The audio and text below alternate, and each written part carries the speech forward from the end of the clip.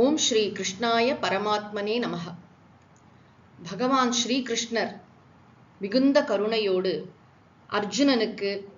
அர்ஜுனன் மூலமாக நம் எல்லோருக்கும் ஆத்மாவின் இலக்கணங்களை உபதேசித்துக் கொண்டிருக்கிறார். ஆத்மா என்றால் நான்.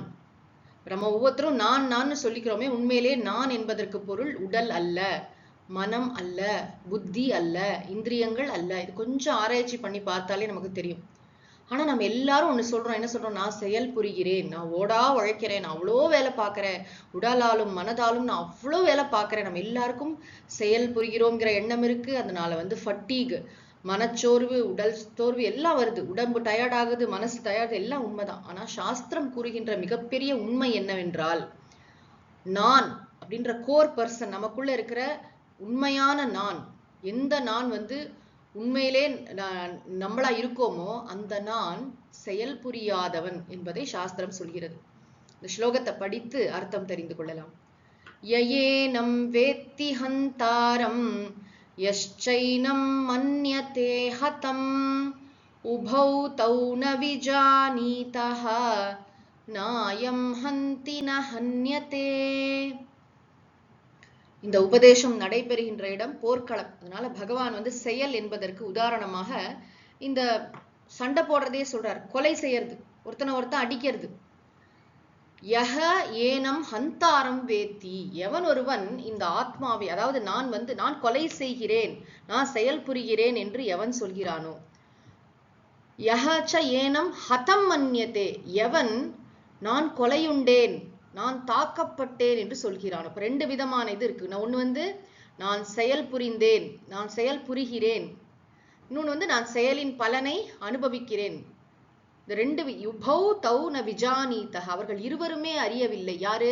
நான் செயல் புரிந்தேன் என்று சொல்பவனும், நான் செயலின் பலனால் தாக்கப்பட்டேன் என்று சொல்பவனும் இருவருமே இதை அறிவதில்லை. எதை?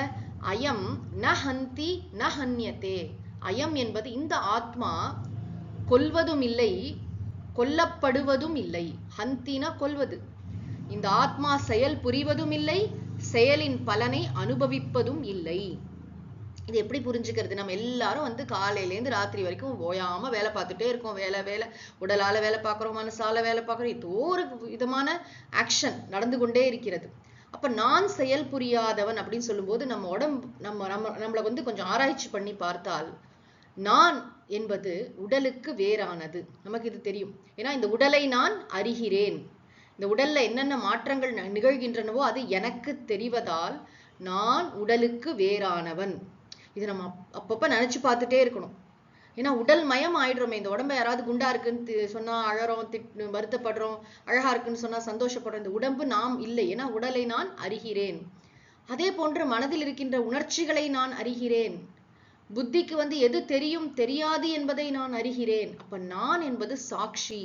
உடல் மனம் புத்திக்கு சாட்சியாக இருக்கக்கூடிய தூய உணர்வு தான் நான். அந்த நான், எங்கும் நீக்கமர நிறைந்த நான் செயல் புரிவதில்லை. இப்ப எல்லா இடத்துலயும் நிறைஞ்சிருக்கிற ஒரு பொருள் எப்படி செயல் புரிய முடியும்? செயல் என்று சொன்னாலே சலனம் தானே. அந்த கோணத்திலையும் நம்ம புரிஞ்சுக்கலாம். அப்ப எது செயல் புரிகிறது? ஏன்னா உடல் மனம் புத்தி எல்லாம் ஜடம் சாஸ்திர பிரகாரம். அப்ப ஆத்மா செயல் புரியாதுன்னு சொல்லிட்டோம். உடல் மனம் புத்தி ஜடம்னு சொல்லிட்டோம். செயல் புரியணும்னா ஒரு சென்சியண்டா ஒண்ணு இருக்கணுமே. என்னதுன்னு கேட்டா, நம்முடைய மனதில் இந்த ஆத்மா இருக்கிறது. இந்த தூய உணர்வு பிரதிபிம்பிக்கும் பொழுது பிரதிபிம்ப சைத்தன்யம், ரிஃப்ளெக்டட் கான்சியஸ்னஸ், அதற்குத்தான் நிழல் உணர்வு என்று பெயர். நிஜ உணர்வு தான் நம்ம. அது எங்கும் நீக்கமர நிறைந்திருக்கிறது. நம்மன்னு சொல்றோமே தவிர உண்மையிலே இருப்பது அத்வைத்தம், இரண்டற்ற ஒரே மெய்ப்பொருள். அது இந்த மனசுல பிரதிபிம்பிக்கும் பொழுது என்ன ஆகிறது? ஒரு பிரதிபிம்ப சைத்தன்யம் வருகிறது. அதுதான் செயல் புரிகிறது. அதற்குத்தான் ஜீவாத்மா என்று பெயர். அதுதான் இந்த உடல் மனம் புத்தி எல்லாவற்றின் மூலமும் இயங்கிக் கொண்டிருக்கிறது. ஆக ஆத்மா உண்மையில் செயல் புரியாதது. செயல் புரியாதது என்று சொல்லும் போது செயலின் பலனையும் அனுபவிக்காதவன். அப்ப செயல்னாலதான் நமக்கு நிறைய கர்மா, அதாவது அதனாலதானே வினை பயன்களால மறுபடியும் பிறவி, எவ்வளோ பெரிய கணக்கு போட்டு வச்சிருக்கோம் இல்லையா? அத்தனையும் இந்த ஒரு கோணத்துல சிந்தித்து பார்த்தா, அதனாலதான் நான் எப்ப பிறந்தேன், எனக்கு எங்க இருக்கு கர்மா அப்படின்னு கேட்பாங்க ஞானிகள்லாம். ஏன்னா அந்த நிஜ உணர்வுடன் தன்னை ஐடென்டிஃபை பண்ணி கொள்வதால், இணைத்துக் கொள்வதால் கூட சொல்ல மாட்டோம். தானே அந்த தூய உணர்வு, நிஜ உணர்வு என்பதை உணர்ந்திருப்பதால் நான் பிறக்கவே இல்லை, நான் சாகவே இல்லை, எனக்கு கர்மாவே கிடையாது என்று சொல்வார்கள். இனிமேதான் நான் வந்து மோட்சத்தை அடைஞ்சிட்டேன்னு கூட சொல்ல மாட்டாங்க. மோட்சம் என்பது அவர்களுடைய லட்சியமும் அல்ல, அவர்கள் அடைந்ததும் அல்ல. அடையப்பட்ட மோட்சம் நிலைத்து இருக்காது.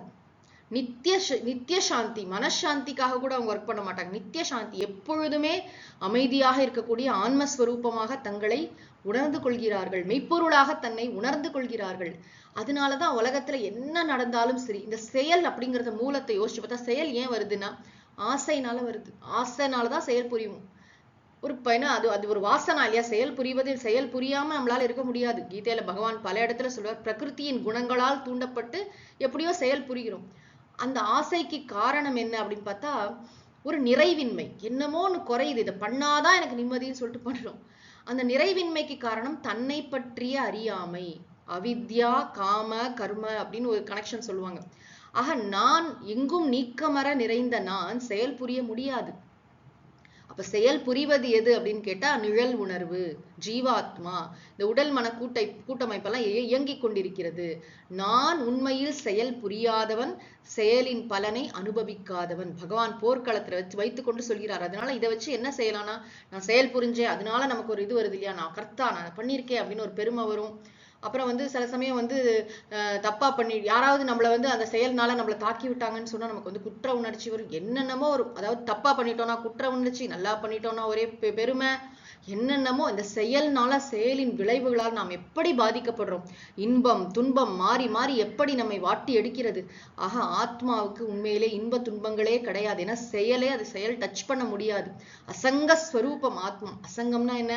எதனோடும் ஒட்டாத, இங்கதான் இருக்கு. உடல் மனசுக்குள்ள இருந்தா கூட அந்த தூய உணர்வு, எங்கும் நீக்கமர நிறைந்த தூய உணர்வு செயல் புரியாதவன், நான் செயல் புரியாதவன், நான் செயலின் பலனை அனுபவிக்காதவன் என்று பகவான் மிக அழகாக இந்த ஸ்லோகத்துல நம்முடைய இலக்கணத்தை கூறுகிறார். ஆத்மானா எங்கேயோ இருக்குன்னு நினைச்சுக்க கூடாது. நான், இதனை நாம் ஆழ் மனதிற்கு கொண்டு செல்ல வேண்டும். அதற்கு இந்த கருத்துக்களை புரிந்து கொண்டு நாம் ஆழ்ந்து தியானிக்க வேண்டும். ஓம் சாந்தி சாந்தி சாந்தி. ஹரி ஓம் தத் சத். ஸ்ரீ கிருஷ்ணார்ப்பணமஸ்து.